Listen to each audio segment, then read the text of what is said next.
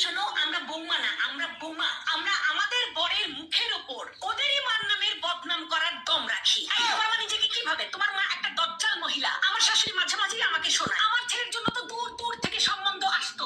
তা তো আসবেই, আশেপাশের লোকরা তো আপনার স্বভাব চরিত্র সম্পর্কে জানতোই, তাই সাহস পেত না আপনার ঘরে বউ হয়ে আসার। তাই দূর দূর থেকেই সম্বন্ধ আসতো। ননদ হচ্ছে ডিরেক্টর আর শাশুড়ি হচ্ছে অ্যাক্টর। ননদ ফোনে ফোনে ডিরেকশন দেয়, শাশুড়ি লক করে। শাশুড়ি যদি হয় পেট্রোল, ননদ হয় দেশলাই।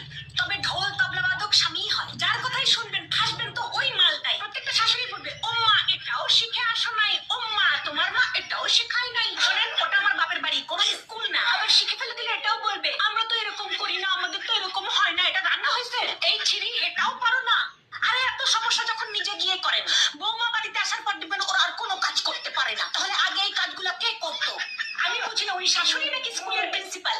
সবসময় পারমিশন নিতে হবে। May I go to market, may I go to বাপের বাড়ি, ডাব্বে মে ডাব্বা, ডাব্বে মে আলু। সব শাশুড়ি গুলাই হয় এক নম্বরের চালু। এরা সবাই ধোয়া তুলসী পাতা, শুধু আমি পিছুটি পাতা। তাই আমাকে দেখলেই ওদের খালি চুলকায়। আমি তো বাড়ির বউ, আমি খাবার কেন হজম করবো? আমি তো শাশুড়ির তেরা কথা হজম করবো। আমার শাশুড়ির চোখের প্রবলেম আছে, আমার ভালো দেখতেই পারে না।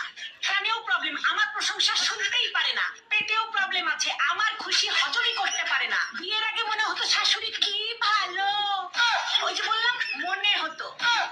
শোনো, আমরা